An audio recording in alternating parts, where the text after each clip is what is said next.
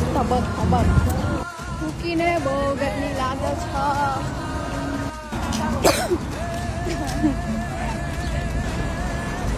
મારી જીભડી તો આંખથી ને આમ કાતરની જેમ ચાલુ છું. આ જો આ ભાઈ જો ઉનાળો આને જ આવ્યો છે. આમાં તો કોઈ ઉનાળો આવ્યો જ નથી. હે પ્રભુ, શું વિચાર છે? ગરમીથી મરવાનો વિચાર છે.